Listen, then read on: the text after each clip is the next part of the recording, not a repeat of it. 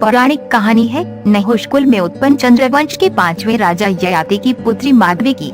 इस कथा का वर्णन महाभारत के उद्योग पर्व के 106वें अध्याय से 123वें अध्याय में आता है।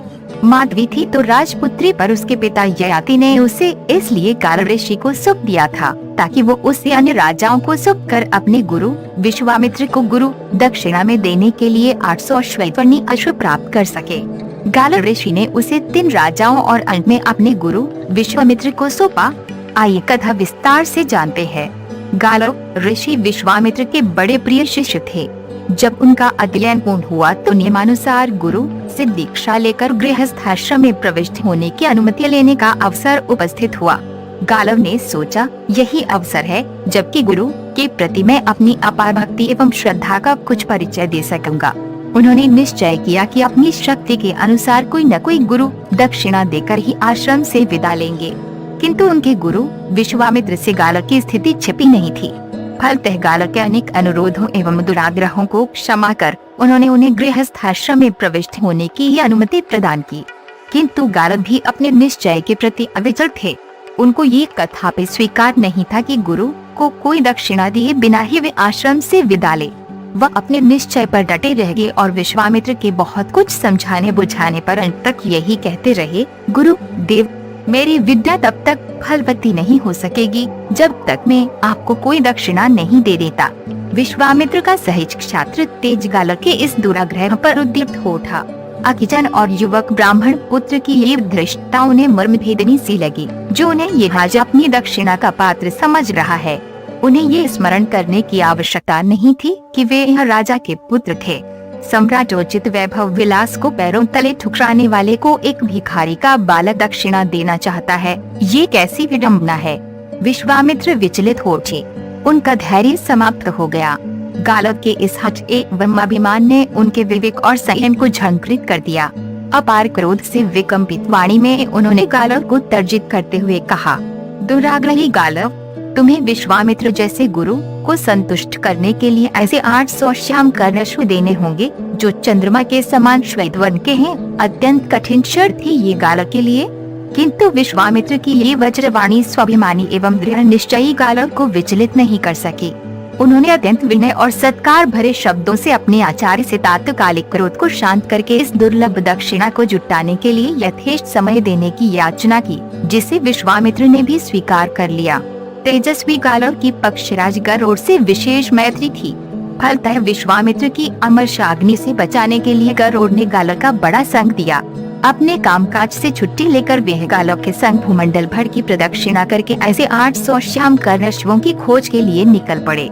द्रुतगामी गरुड़ पर बैठकर समूचे भूमंडल की परिक्रमा कर चुकने पर भी जब गालव को सफलता की कोई आशा नहीं दिखाई पड़ी तो वह निराश होकर आत्महत्या के लिए उतारू हो गए।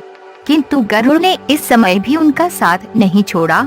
अपनी सूझबूझ से उनके प्राणों की रक्षा करके उन्होंने गालव को अभीष्ट सिद्धि के लिए गंगा यमुना के संगम स्थल पर बसे प्रतिष्ठानपुर के स्वामी महाराज ययाति की शरण में चलने की प्रेरणा दी। महाराज ययाति का उन दिनों धरती के राजाओं में सर्वाधिक सम्मान था। अपने अतिथियों, यज्ञों एवं प्रजा के कल्याणकारी कार्यों के लिए ययाति को कुछ भी अदेय नहीं था। जब उन्हें गरुड़ समेत ऋषि कुमार गालव के आगमन की सूचना दी गई तो राजा ने उनका हार्दिक स्वागत सत्कार किया। गरुड़ ने अपने आगमन का प्रयोजन बताते हुए कहा, राजन, ये तपोनिधि गालव मेरे अभिन्न मित्र हैं। महर्षि विश्वामित्र के ये प्रिय शिष्य रहे हैं, किंतु दुर्योगवश गुरु दक्षिणा के प्रसंग पर गुरु शिष्य के बीच ऐसी विषम स्थिति उत्पन्न हो गई है कि उसकी शांति आपकी कृपा द्वारा ही संभव है। इन्हें गुरु दक्षिणा के लिए यज्ञ आदि शुभ कार्यों में शुभावह 800 श्याम कर्ण अश्व चाहिए। मेरा अपना विश्वास है कि आपकी कृपा बिना इस धरती पर गालव को ऐसे 800 तो क्या 2-4 अश्व भी नहीं मिल सकते। मेरी प्रार्थना है कि इस कठिन स्थिति में आप मेरे मित्र गालव की सहायता और रक्षा करें। नहुष नंदन, मेरे मित्र गालव तपस्या की मूर्ति हैं। इनका ब्रह्म तेज अद्वितीय है। यदि आपने इन्हें उबार लिया तो अपनी अमोघ एवं अपार तपस्या के फल से ये भी कभी आपको अनुग्रहित करेंगे।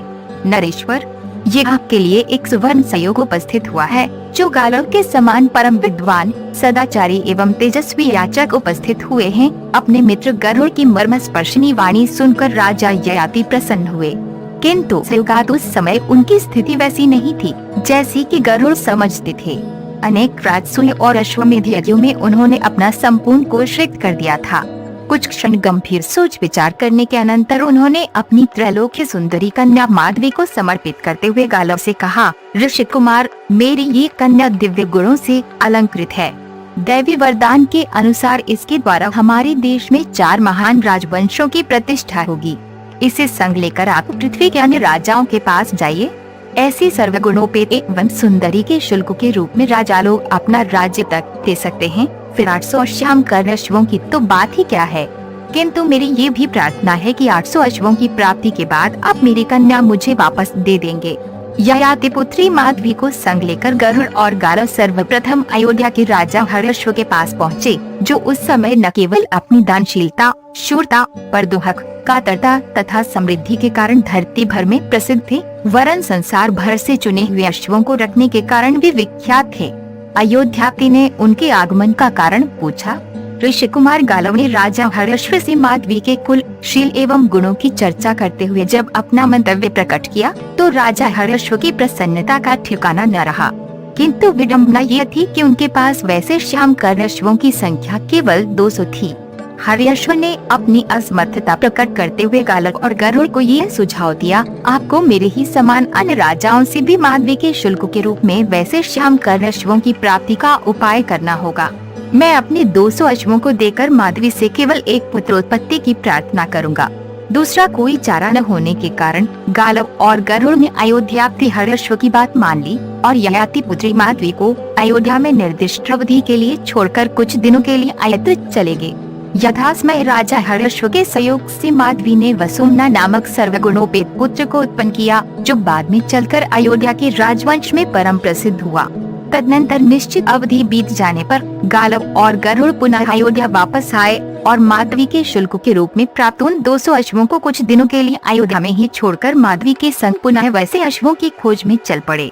अयोध्या से चलकर गालव और गरुड़ काशीराज देवोदास के दरबार में पहुँचे, जिनकी कीर्ति कौमुदी का प्रसार उन दिनों समग्र भूमंडल में हो रहा था।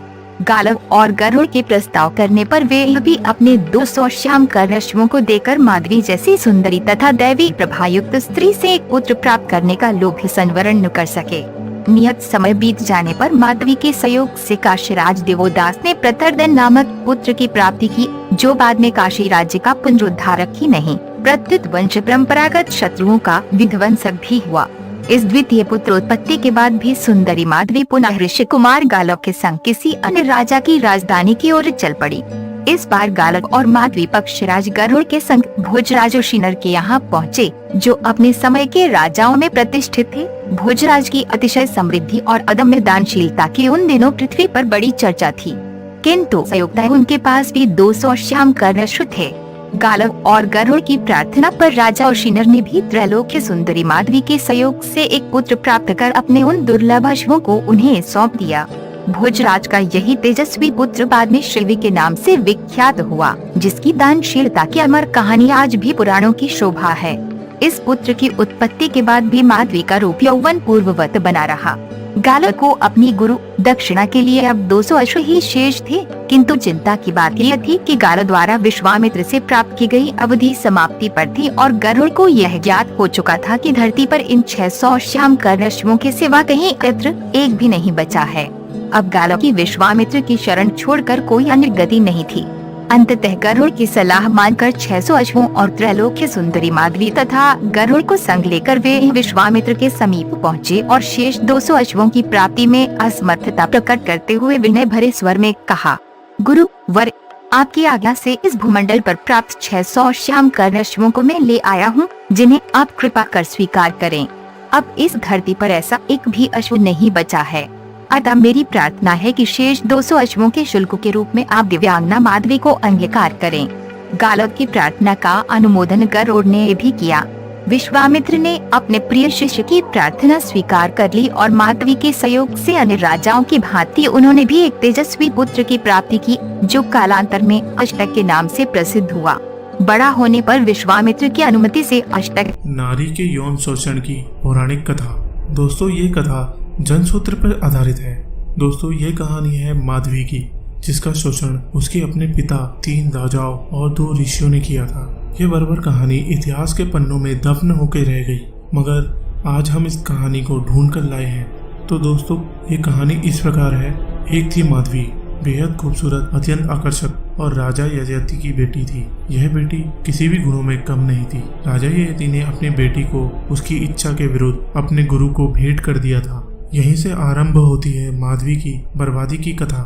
ऋषि गालव ने माधवी को 3 राजाओं को 1-1 वर्ष के लिए भेंट दे दिया था, सिर्फ इसलिए कि उसे अपने गुरु विश्वामित्र को गुरु दक्षिणा में मूल्यवान घोड़े देने थे। हर राजाओं से गालव ने 200 मूल्यवान घोड़े लिए, जबकि कुल उसको 800 घोड़े ही देने थे। इधर हर राजा ने माधवी से एक संतान की उत्पत्ति की। राजाओं से प्राप्त किए हुए घोड़े उसने अपने गुरु विश्वामित्र को भेंट स्वरूप दे दिए। बचे हुए 200 घोड़ों का इंतजाम नहीं हो सकता था, तो इसलिए गालव ने माधवी को विश्वामित्र को भेंट में दे दिया। माधवी विश्वामित्र के पास तब तक रही जब तक उसने एक पुत्र की प्राप्ति नहीं कर ली। जब विश्वामित्र को पुत्र की प्राप्ति हुई, तब गालव ने माधवी को वापस उसके पिता के पास वापस लौटा दिया, क्योंकि अब उसका माधवी से कोई काम नहीं था। महत्वपूर्ण तथ्य तो ये था कि वह उस दौरान माधवी के साथ आंतरिक संबंध बनाता रहा। यह कथा अपने आप में ही इस बात का उदाहरण है कि नारी की स्थिति उस युग में भी चिंतनीय थी। अगर एक राजा की बेटी राजकुमारी होकर भी इतनी अजीब और गरीब हालातों में गुजर सकती है, तो सोचिए जरा निम्न वर्ग की महिलाओं के साथ क्या होता था। उनकी स्थिति सिर्फ कल्पनीय है। दोस्तों, ये कथा जनश्रुति पर आधारित है। तो दोस्तों, अगर आपको ये वीडियो पसंद आई हो तो प्लीज़ लाइक, शेयर एंड